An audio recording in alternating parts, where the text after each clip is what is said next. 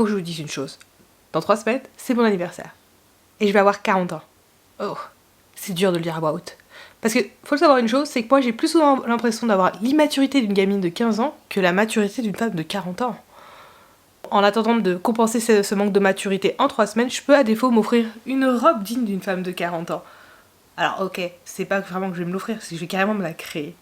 Cette idée elle me trotte depuis quelques semaines, donc j'étais en train de regarder The Fold Line. Je sais pas si vous connaissez, c'est une youtubeuse qui propose donc les dernières tendances en termes de patron et parfois fait également des vidéos où elle propose des vêtements du commerce et en adéquation le patron qui permettrait de le recréer. Et justement l'algorithme de YouTube me proposait une ancienne vidéo de Fold Line qui datait de plus de 2 ans avec cette fameuse robe, la robe Dolce & Gabbana. Magnifique. Franchement, elle m'a tapé dans l'œil direct. Et donc le patron qui est proposé, c'est celui-ci. Donc forcément, moi, ni une ni deux, je me le suis procuré. J'ai seulement 3 semaines devant moi, donc clairement, j'ai pas la possibilité de créer de A jusqu'à Z cette robe, donc pas d'étape de modélisme, je vais me baser sur ce patron. Par contre, je veux que ma robe elle soit parfaite, donc on va y aller par étapes. Première étape, la toile, pour faire tous les ajustements au niveau du bustier. Deuxième étape, on va travailler directement sur le tissu, mais pas de gamme, pour pouvoir retravailler toutes les petites modifications que je vais faire pour me rapprocher du design de Dolce & Gabbana. Et normalement, la dernière étape, c'est la création finale avec mon tissu. Donc avec cette optique en tête, je suis allée faire mes petites courses au marché Saint-Pierre pour aller justement me chercher mes 2 tissus. Donc un pour le tissu bas de gamme du prototype et le deuxième tissu pour la version finale. Pas besoin d'acheter la toile, j'en ai déjà pléthore à la maison. Et je suis revenue avec ça.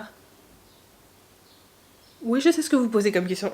Il est où le tissu bas de gamme là? Clairement, la broderie anglaise et le lin ne rentrent pas dans cette catégorie là.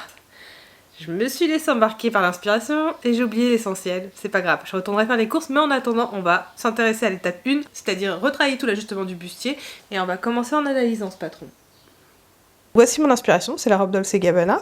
Et comme vous pouvez le voir à côté, j'ai un patron qui est très très proche. C'est surtout cette version-là, le modèle C, qui se rapproche le plus de ma robe. Par contre, on a 2 grosses différences. Au niveau de l'échancrure, là, sur l'encolure, c'est beaucoup moins prononcé sur la version McCall par rapport à la robe. Comme vous pouvez le voir ici, c'est quand même vachement plus prononcé. Et surtout, l'autre point, si on regarde sur le dessin technique, on se rend compte que la patte de boutonnage, elle est dans le dos, alors que sur la robe Dolce & Gabbana, la patte de boutonnage est à l'avant.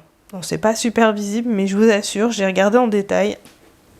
Donc déjà le dos, le voilà. Comme vous pouvez le voir ici, hop, au niveau du dos, il n'y a pas de patte de boutonnage. Par contre, dans l'autre, c'est ici que ça se passe. On a bien une patte de boutonnage juste ici. Bon bah on va commencer déjà par la base, on va décalquer les pièces du patron et après on avisera tout ce qui est modification.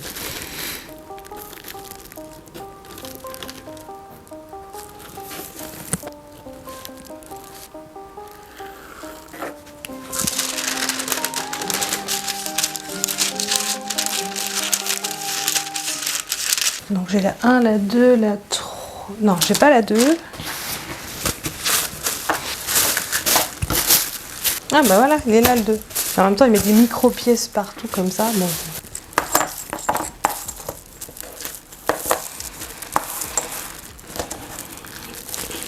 On dirait que c'est la taille unique celui-là. Je sais pas à quoi tu corresponds, mais je pense que ce sera intéressant de le voir. Comme mon tour de buste, il était à 95,5, je suis entre 14 et 16, tandis que mon tour de taille était à 78, soit entre 16 et 18, je m'étais dit, je vais décalquer directement le 18. Sauf que maintenant je regarde le patron et qu'on m'indique le tour de taille du vêtement fini, je me rends compte que la taille 16, fais l'ajustement chouchou, merci, taille 16, on est à 100 cm. Soit on va rajouter en fait 3 cm d'aisance. Et là je me dis, mais en fait, sachant qu'il y a déjà 1,5 cm de couture dans mes marges, j'aurais pu tout décalquer en réalité en taille 16 parce que j'aurais eu suffisamment de marge dans les coutures pour pouvoir faire mes réajustements autour de la taille, d'autant que je suis à peu près certaine que tour de taille aussi ils ont mis beaucoup d'aisance. Bref, mais je suis partie sur du 18 et je pense que quoi qu'il arrive, que je fasse du 16 ou du 18, je vais avoir à faire des réajustements. Restons sur du 18, c'est pas gênant.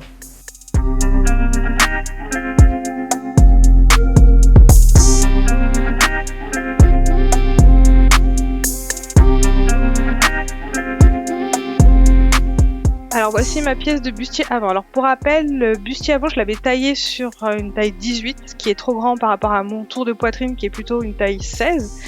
Donc pour pouvoir le modifier, j'ai utilisé la méthode de l'éclatement. L'avantage de cette méthode, c'est qu'elle ne modifie pas les longueurs des côtés des pièces. Notamment pour moi là, sur le côté, vous voyez, ça devait matcher l'encoche qu'on a sur la bretelle.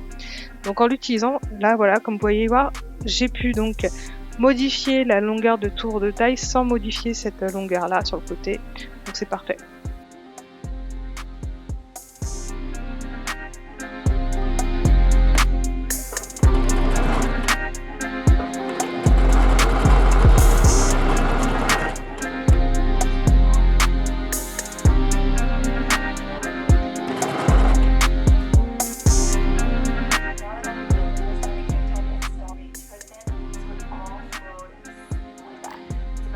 Vous avez dû remarquer, j'adore faire des toiles.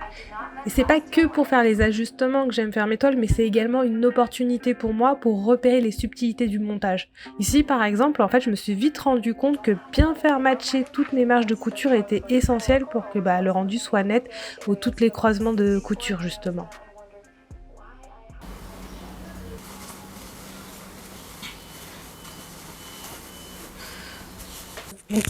Donc voici la première toile et comme vous pouvez le voir, j'ai déjà dû faire des rectifications. En gros, j'ai beaucoup trop de longueur au niveau du buste là. Quand j'ai fait ma modification, je pense que je me suis un peu ratée. Mais une fois qu'on replie, comme vous pouvez le voir, tout se remet bien nickel. La taille est parfaite.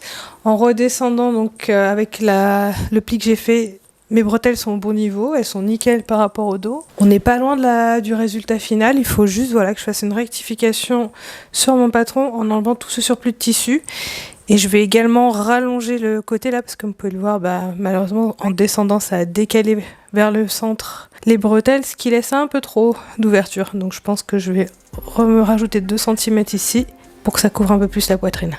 Et on devrait être pas mal après ça.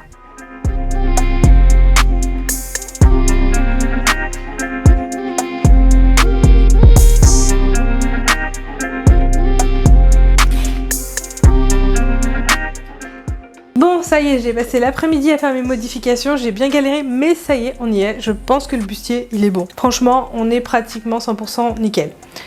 Qu'est-ce que je vais encore modifier? C'est déjà au niveau des pinces. Comme vous pouvez le voir, elles vont trop haut, donc je vais les descendre de 1,5 cm et aussi je vais les décaler vers l'extérieur de 1 cm environ. Au niveau de la bretelle, là j'ai un peu trop élargi, donc je vais un peu la resserrer, du coup ça veut dire qu'il faut que je rallonge ces pièces devant, je pense de 1 cm à peu près pour cette tarisse là. Ah et dernière modification, et celle-ci elle est essentielle, passer les boutonnières devant. Parce que là actuellement, quand je dois enfiler ce bustier et le fermer dans le dos, c'est hyper compliqué, donc imaginez quand c'est une robe, ça doit être encore pire.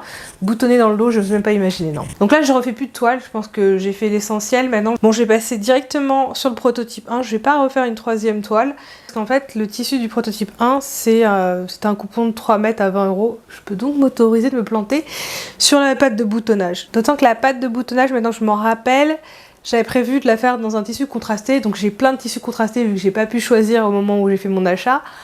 Donc je peux vraiment me permettre de me planter, tout va bien. Vous auriez une recette ou comment? Du bassin à crachon, pourquoi? Parce que les numéros 2 sont un peu plus gros, donc t'as plus de mains. On le termine avec des croutons, ok? Bon, j'avais carrément oublié de déplacer la bande de boutonnière qui était dans le dos, donc maintenant j'ai ratiboisé tout ce qui dépassait, qui servait de faire la boutonnière. Donc il n'y a plus que le centre milieu ici avec sa marge de couture pour faire la couture. Et au niveau de l'avant, alors j'ai superposé mes 2 pièces pour pouvoir en fait rajouter la bande de boutonnière ici, comme vous pouvez le voir. Donc j'ai le centre milieu à ce niveau-là et j'ai rajouté donc une bande de 2 cm plus sa marge de couture pour pouvoir poser tous mes boutons. Par contre, ce que je voudrais faire, c'est cacher la boutonnière en fait, parce que je sais que j'ai une chemise qui ressemble à ça. Donc j'allais me choper ma chemise pour prendre exemple et voir comment je vais bâtir ces petites bandes de tissu qui va venir recouvrir. En même temps, ça doit pas être bien compliqué, hein. C'est juste un tissu, à mon avis, qui se rajoute par-dessus à ce niveau-là. Ouais, je vais aller regarder par principe sur ma chemise, mais je pense déjà savoir comment la faire. Donc voilà la fameuse chemise avec cette bande qui vient cacher la boutonnière. En fait, c'est en 2 pièces, ouais. Ouais, c'est pas bien compliqué, en fait, ils ont conservé le rabat devant. C'est pas dessus qu'ils ont fait les boutons, ils ont rajouté une pièce à ce niveau-là, en fait. Donc a priori, j'ai juste à faire la même chose. Rajouter un rabat en plus. Par contre, je vois pas comment ils l'ont cousu parce que c'est très discret. Voilà, c'est ça qu'ils ont dû faire. Donc ils prennent ils viennent rabattre par-dessus, ce qui fait que hop. Ok, j'ai compris comment ils font. En fait, Vous avez donc toujours le rabat qui est toujours intégré dans la pièce avant. C'est rabattu une première fois. Vous prenez votre borne séparée qui est la boutonnière, elle. Vous la mettez ici. Comme vous rabattez cette partie-là, tac. Vous revenez dans ce sens-là et vous faites une couture. Ce qui fait que vous avez donc une surpiqûre qui est visible ici. Et bien 2 pièces. Une qui est sans boutonnière qui va être le cache et une qui est la boutonnière qui est à l'intérieur. Voilà. Et côté boutonnière de l'autre côté, on s'en moque parce que de toute façon elle sera cachée vu que ça viendra par-dessus. Ok, c'est bon, j'ai compris. Ok, maintenant que j'ai compris la logique, il faut que je reporte le tracé sur mes pièces de patron pour les avoir à disposition à la fin et éviter de me planter.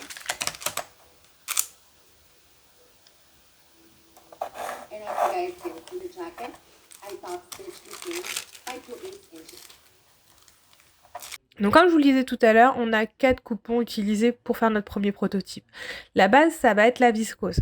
Parce que l'avantage de la viscose, c'est que c'est léger, c'est un drapé très fluide, c'est l'idéal pour justement donner du mouvement au niveau de la jupe. Et également à côté, j'ai 3 cotonnades. Le grammage ici est similaire à celui de la viscose, par contre, c'est un tissu qui est beaucoup plus raide, ce qui va être idéal pour toutes les pièces du bustier, les pattes de boutonnage et de ceinture, ça va donner tout de suite beaucoup plus de structure. Et sur les parties où je vais utiliser de la viscose pour le bustier, je vais forcément renforcer pour que cette viscose puisse bien se tenir et garder le même niveau de structure que les autres cotonnades. Je vous en parle juste après de toute façon.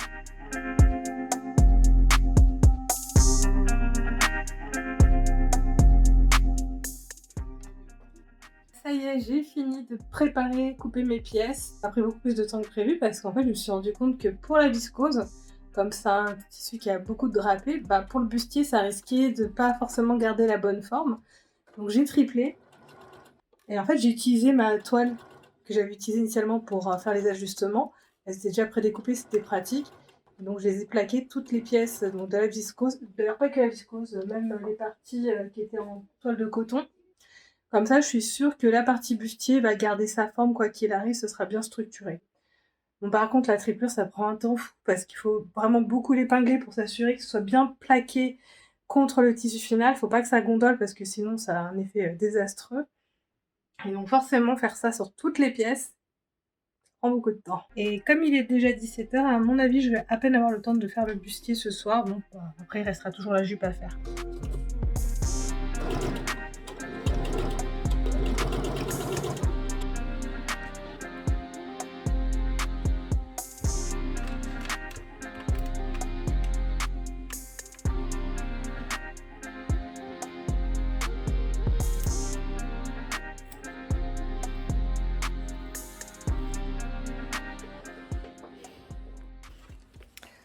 Ah, le boulet, je viens de me rendre compte que j'ai inversé, c'était cette patte-là qui était par-dessus. Et bien sûr, je me rends compte après que j'ai justement raccourci mes marges. Je l'ai bien raccourci en plus, juste celle-là, bref. Je vais voir si je peux rattraper ça. Sinon, je serai quitte pour recouper une pièce. Mais bon, il me reste encore pas mal de tissu, ça devrait être jouable. Bon, comme vous pouvez voir, ça va, j'ai pu rattraper. J'ai pu remettre mon bande de boutonnage dans le bon sens. Maintenant que je vois mon bustier là, je me rends compte que ce côté-là, j'aurais finalement bien aimé le mettre également en biais à l'opposé de celui-là pour avoir un effet symétrie. Mais bon, c'est fait. J'ai créé ma patte de boutonnage en 2 pièces, sauf que je me suis rendu compte après coup que c'était complètement inutile. Parce qu'en fait, je me suis basée sur le fait que j'avais 2 pièces sur le bustier, une pour l'empiècement haut et une pour le buste bas. Ça a du sens d'avoir 2 pièces sur le côté vu que vous avez une pince, mais sur le centre, il n'y aura pas de pince. Donc il n'y a pas besoin d'avoir 2 pièces pour la patte de boutonnage, je pouvais faire juste une bande droite. Bref, c'était complètement inutile, mais c'est pas grave. Je suis en train de faire la bretelle et je commence à avoir un doute, donc j'ai mis la triplure et je me dis mais est-ce que j'aurais pas mieux fait juste de l'entoiler parce que je pense que je vais galérer pour la retourner. Mais bon, c'est fait, hein. On va tester, on verra bien comment ça se comporte au moment où je vais tenter de la retourner.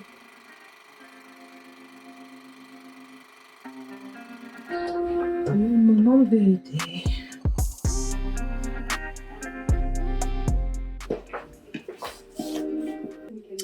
Je valide.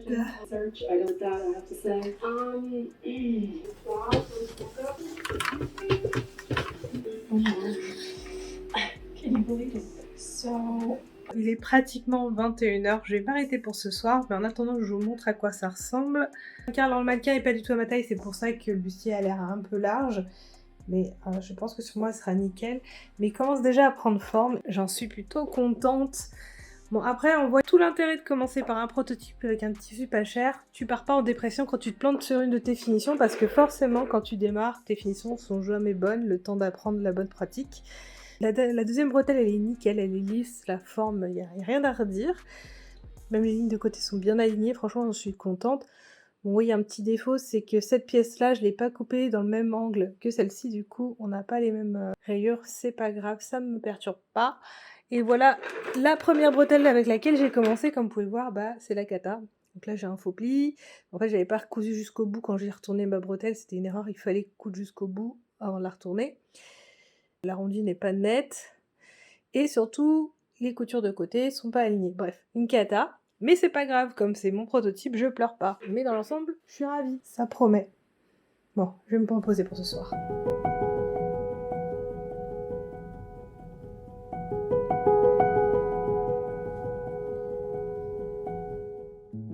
J'avais plusieurs designs en tête, et autant vous dire, quand il s'agit de faire des choix, je peux tergiverser des heures et des heures.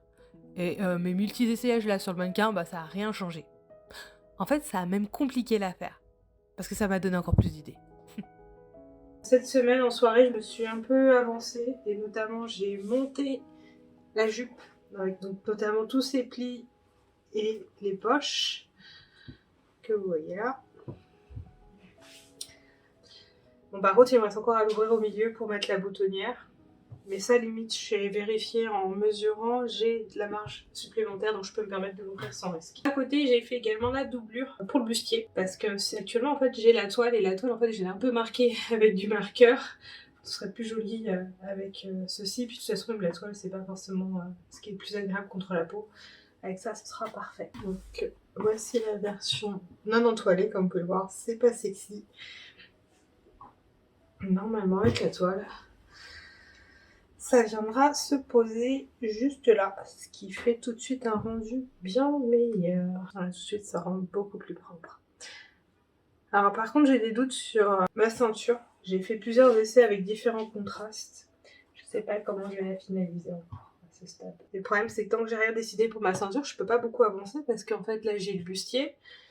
La jupe est prête, mais en gros tout ce qui me reste, c'est surtout pour les assembler ensemble, c'est la ceinture. Je vais monter ça en attendant, le temps de réfléchir et de faire mes tests. Et je pense que je monterai la ceinture demain parce qu'en gros ce sera ma dernière étape. J'ai pas monté encore les bretelles dans le dos parce que j'attends d'avoir quelque chose de portable avec la boutonnière pour pouvoir ajuster, voir à quel niveau je dois mettre la bretelle. Donc je soupçonne qu'elle sera peut-être un peu trop longue si je mets directement sur des limites.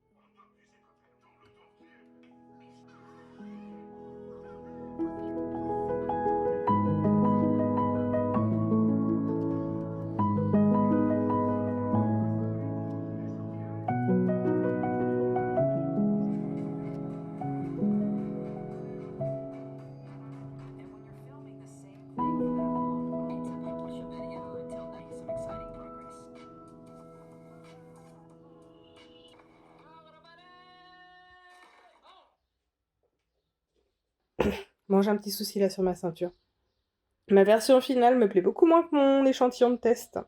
Et ça s'explique tout simplement par le rapport. Parce que ici, sur ma version test, la largeur de la ceinture, j'avais pas retiré les marges de couture et j'avais directement appliqué les faux biais. Sauf qu'une fois que tu retires la marge de couture, c'est beaucoup plus petit et donc mes biais étant plus larges, je trouve que le rapport est moins sympa. Donc je me tâte. Soit je refais une ceinture en entier, plus large donc, soit je change mon rapport de biais, ou je trouve une autre approche.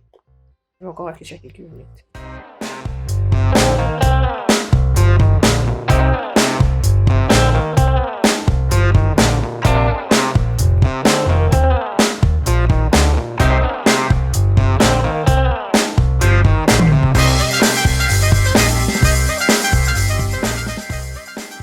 Finalement, je vais partir sur ce format-là, c'est-à-dire que j'ai mis le biais en dessous et il va juste apparaître très subtilement en dessous en relief.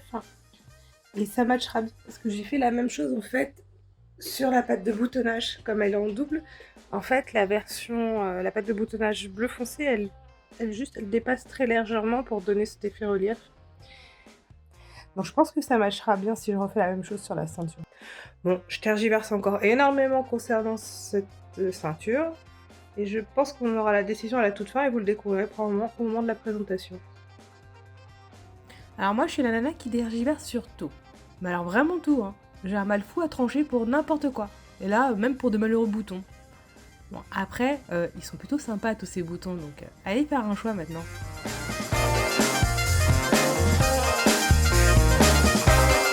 Bon, je suis en train d'avancer en oubliant de faire des updates sur mon avancement sur le bustier. Donc en fait, hier soir, j'ai essayé sur moi le bustier. La triplure est parfaite pour donner de la consistance.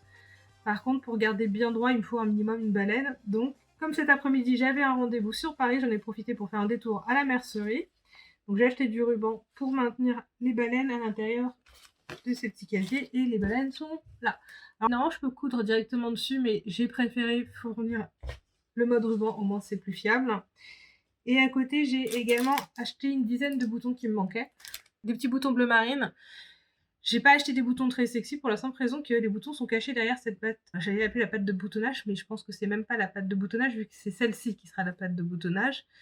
Ça, c'est plus une espèce de peinture, peut-être, je sais pas quel terme on peut utiliser dans ce cas-là. Donc là, je vais avancer, je vais poser mes rubans et ensuite je pourrai installer des baleines.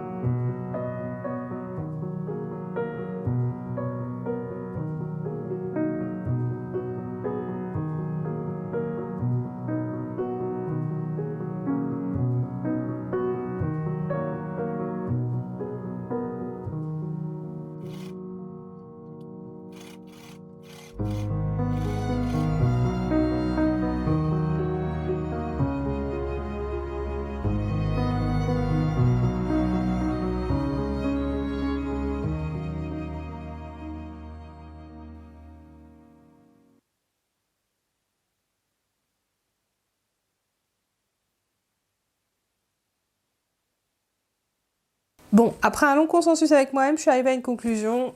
Au niveau de cette patte de boutonnière, la meilleure façon de l'appliquer, je pense, c'est en la coupant au-dessus de la ceinture. Parce que sinon, si je conserve la patte de boutonnière et que je mets la ceinture par-dessus, il est évident que ça va me faire une surépaisseur beaucoup trop importante. Et comme je suis censée avoir une boutonnière ici, je pense que la machine, elle ne supportera pas. Donc, je vais donc devoir couper cette patte de boutonnière. J'espère que je ne vais pas le regretter. J'ai un petit peu peur, mais bon, je vois pas comment faire d'autre sinon. Avant de faire ça, je vais d'abord refaire ma deuxième patte de boutonnage. Je ne l'ai pas du tout faite en fait à ce stade. Et après, je pourrais passer à la découpe de cette pièce et au montage.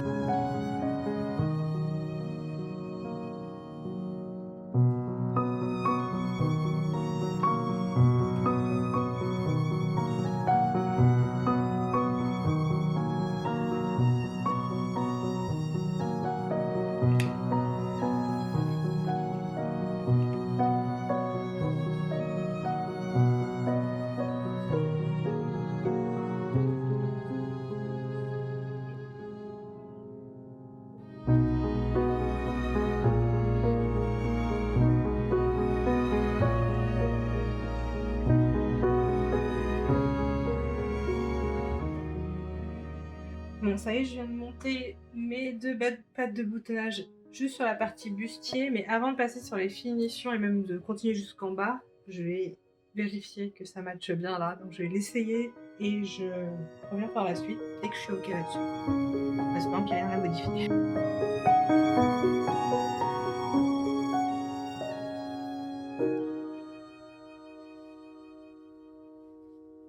Voilà, j'ai fini mes finitions sur les bandes de boutonnage. J'en suis, on va dire, raisonnablement satisfaite dans le sens, sur la partie extérieure, c'est à peu près correct. Donc voici la partie extérieure. À l'intérieur, j'ai essayé de faire mes finitions, mais bon, en fait, le problème, c'est que j'aurais pas dû couper, par exemple, en deux la batte de boutonnage qui comprend les boutons, parce que j'aurais pu la faire en un seul trait. Donc j'ai une ligne de couture à ce niveau-là, dommage. Et de ce côté-là, ça va, j'ai fait en fait un surjet sur le côté. C'est juste sur cette petite bande-là, c'est pas très clean. Le problème, c'est que j'ai dû en fait recouper le tissu pour éviter d'avoir de la surépaisseur, mais du coup, je pense que ça mériterait que je vienne rajouter en fait un ruban à ce niveau-là pour que ce soit vraiment clean, au moins sur la partie buste jusqu'en bas, pour avoir un truc un peu plus raccord avec ce qu'on a là. Donc normalement là, il me reste plus qu'à poser les boutons et les boutonnières et faire l'ourlet. Et c'est un peu la partie que je crains le plus parce que les boutonnières, c'est toujours le moment où je plante systématiquement. Allez, on va faire un petit essayage. Have you ever felt? Are you listening? Damn.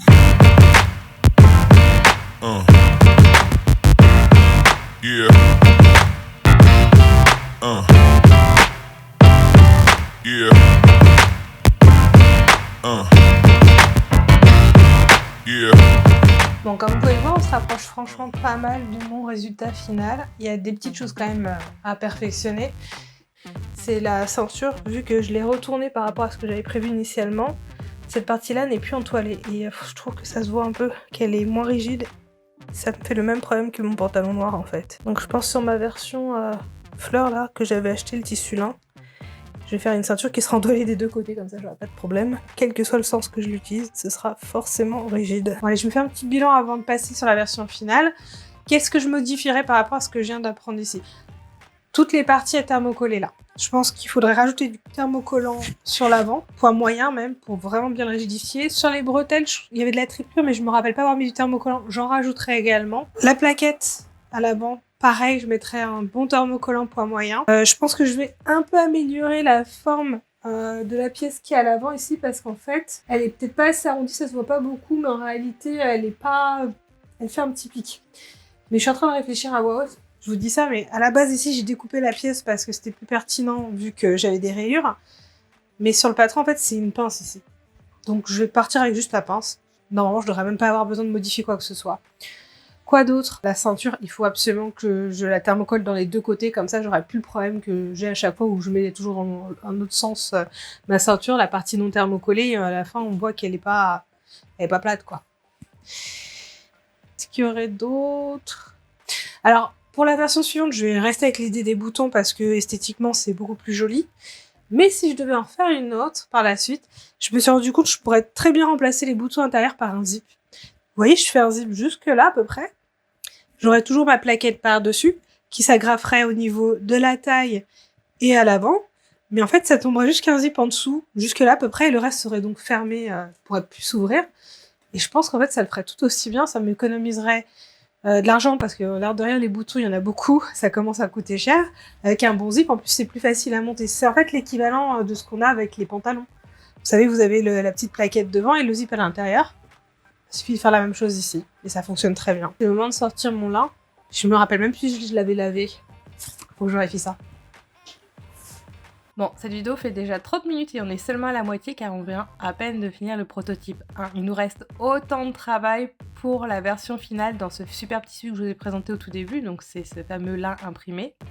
Donc ce que je vous propose, c'est que je vous partage la suite et fin la semaine prochaine. Et en attendant, je vous partage également les photos de mon dernier week-end où je portais justement ma fameuse robe marine. Alors oui, c'est devenu la robe marine. Comme elle est bleu marine, je l'ai rebaptisée ainsi. Et donc j'avais la chance dans un très bel hôtel qui était très bien décoré, qui s'adaptait tout à fait pour un super photo-shooting avec cette robe. Moi je vous fais des bisous et je vous dis à la semaine prochaine pour la suite de ces aventures. Bisous bisous!